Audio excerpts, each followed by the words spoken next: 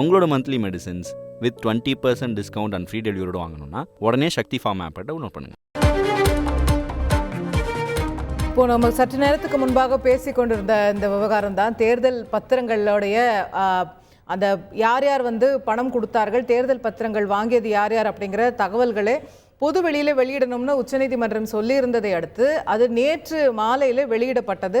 Election commission அந்த டேட்டாவை வெளியிட்டிருந்தாங்க. அதில் தேர்தல் பத்திரங்கள் யாரெல்லாம் வாங்கினாங்க, எவ்வளவு தொகைக்கு வாங்கினாங்க, எந்த தேதியில் வாங்கினாங்க அப்படிங்கிற டேட்டா ஒரு பக்கம் இருந்தது. இன்னொரு புறம் யாரெல்லாம் அந்த தேர்தல் பத்திரத்தினால் பயனடைந்தார்கள், எவ்வளவு தொகை அவர்களுக்கு வந்தது அப்படிங்கிற டேட்டா இருந்தது. ஆனால் அந்த ஒரு தேர்தல் பத்திரத்துக்கும் ஒரு சீரியல் நம்பர் இருக்கும். அந்த சீரியல் நம்பர் கொடுக்கப்படாமல் இருந்தது. அது இருந்தால் இந்த சீரியல் நம்பர் யாருக்கு போயிருக்கு அப்படிங்கிறத நம்ம பார்க்க முடியும் அப்படின்ற ஒரு விஷயம் இருந்தது.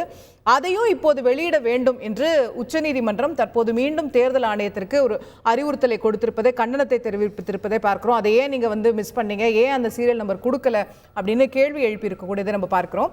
நம்மோடு தொலைபேசி வாயிலாக நம்முடைய செய்தியாளர் வெங்கடேசன் கூடுதல் விவரங்களோடு இணைகின்றார். வெங்கடேசன், இந்த வழக்கு உச்சநீதிமன்றத்தில் எப்போது வந்தது, என்னென்ன விஷயங்களை நீதிபதிகள் சொன்னாங்க? வணக்கம். தேர்தல் பத்திர விவகாரத்தில் மாற்றம் செய்யக்கோரி, குறிப்பாக உச்சநீதிமன்றம் கடந்த 11ஆம் தேதி பிறப்பித்த உத்தரவில் மாற்றம் செய்யக்கோரி ஒரு மனுவை தேர்தல் ஆணையம் தாக்கல் செய்திருந்தது.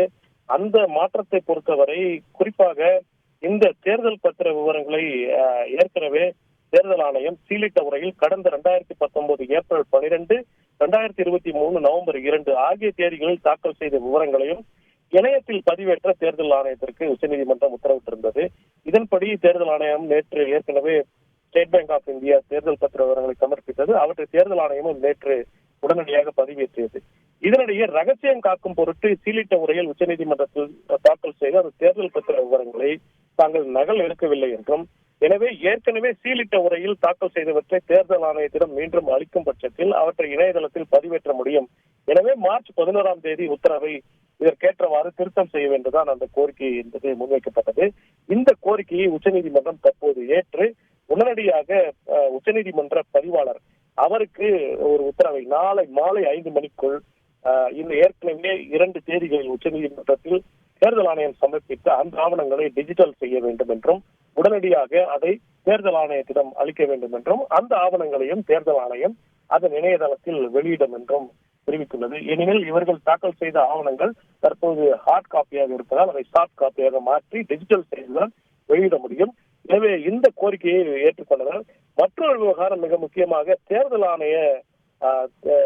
ஆணையத்தில் ஸ்டேட் பேங்க் ஆஃப் இந்தியா தாக்கல் செய்த அந்த விவரங்களில் சில குறைகள் இருப்பதாக, குறிப்பாக உச்சநீதிமன்றம் பிறப்பித்த உத்தரவை முழுமையாக அதில் பின்பற்றப்படவில்லை என தெரிவித்து மனிதர்கள் சார்பில் முன்வைக்கப்பட்ட அந்த வாதத்தை உச்சநீதிமன்றம் ஏற்று தேர்தல் பத்திரத்தை வாங்கியவர்கள் தேர்தல் பத்திரம் வாங்கிய தேதி, தேர்தல் பத்திர எண் ஆகியவற்றை தாக்கல் செய்யாத ஸ்டேட் பேங்க் ஆஃப் இந்தியாவிற்கு திங்கட்கிழமைக்குள் பதிலளிக்க ஒரு உத்தரவை பிறப்பித்துள்ளனர்.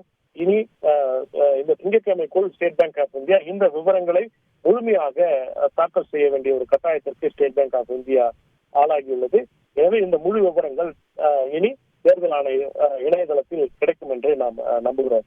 அஸ்வதா, வெங்கடேசன், திங்கட்கிழமைக்குள்ளாக அந்த சீரியல் நம்பர்ஸோட அப்டேட் பண்ணி தேர்தல் ஆணையத்துடைய வெப்சைட்ல வந்துரும்னு எதிர்பார்க்கலாமா? அதுதான் இந்த ஆர்டருடைய டேக்அவேயா இருக்குமா? திங்கட்கிழமைக்குள் இவர்கள் பதிலளிக்க வேண்டும். திங்கட்கிழமைக்குள் ஒருவேளை அதை தேர்தல் ஆணையத்திடம் தாக்கல் செய்துவிட்டு கூட இவர்கள் பதிலாக நாங்கள் தாக்கல் செய்து விட்டோம், நீங்கள் தெரிவித்த தகவல்களை நாங்கள் தேர்தல் ஆணையத்திடம் அளித்து விட்டோம் என்று கூட ஒரு பதில் அவர்கள் தாக்கல் செய்யலாம். ஏற்கனவே இது ஏற்கனவே ஜூன் 30 வரை இந்த கால நீட்டிப்பை ஏற்கனவே ஸ்டேட் பேங்க் ஆஃப் இந்தியா கோரி இருந்தது. ஆனால் அந்த நீட்டிப்பை தர முடியாது, உடனடியாக அதை தாக்கல் செய்ய வேண்டும் என்று ஏற்கனவே 12ஆம் தேதிக்குள் தாக்கல் செய்ய வேண்டும் என 11ஆம் தேதி உத்தரவிட்டிருந்தது. எனவே ஸ்டேட் பேங்க் ஆஃப் இந்தியாவிற்கு தற்போது ஒரு சவாலான பணி. ஏற்கனவே அவர்களிடம் உள்ள அனைத்து விவரங்களும் தற்போது டிஜிட்டல் வடிவத்தில் இருப்பதால் அதை தாக்கல் செய்வதில் எவ்வித சிரமம் இருக்காது. இருப்பினும் இது எதிர்க்கட்சிகள் மற்றும் ஜனநாயகத்தின் மீதான ஆர்வலர்கள், நம்பிக்கை உள்ளவர்கள் கடுமையாக இந்த விமர்சனத்தை ஸ்டேட் பேங்க் ஆஃப் இந்தியாவின் மீது வைத்திருந்தார்கள். அவர்கள் முழுமையான விவரத்தை அளிக்கவில்லை. ஒரு ரா டேட்டா சொல்லக்கூடிய, அப்படியே சாமானியர்கள் புரிந்து கொள்ளாத, சாமானிய பொதுமக்கள் புரிந்து கொள்ளாத வகையில் தான் அந்த விவரங்கள் என்பது இருந்தது. குறிப்பாக உச்சநீதிமன்றத்தின் தீர்ப்பின் சாராம்சமே தேர்தல் பத்திர விவகாரத்தில் தகவல் அறியும் உரிமை வாக்காளர்களுக்கு என்பது உண்டு. தேர்தல் பத்திரங்கள் யார் வாங்கினார்கள், எவ்வளவு வாங்கினார்கள், எந்த கட்சி எவ்வளவு நிதி பெற்றது என்பதை, எந்த நிறுவனம் அளித்தது என்பதை வாக்காளர்கள் தெரிந்து கொள்ள வேண்டும் என்பதே அந்த உச்சநீதிமன்ற அரசியல் சாசன அமர்வின் தீர்ப்பின் மிக மிக முக்கியமான சாராம்சம். அந்த தகவல் அறியும் உரிமை தற்போது அரையும் குறையமாக முழுமையாக மக்களுக்கு போய் சென்றடையாததனால் தற்போது உச்சநீதிமன்றம் ஸ்டேட் பேங்க் ஆஃப் இந்தியாவிற்கு இந்த ஒரு புதிய உத்தரவை பிறப்பித்துள்ளது. இது எதிர்பார்த்த உத்தரவுதான் என்று மனுதாரர்கள் சார்பில் தாக்கல் செய்த அந்த வழக்கறிஞர்கள் தற்போது தெரிவித்துள்ளார்கள். உங்களோட monthly medicines with 20% discount and free டெலிவரியோட வாங்கணும்னா உடனே சக்தி ஃபார்ம் ஆப்பை டவுன்லோட் பண்ணுங்க.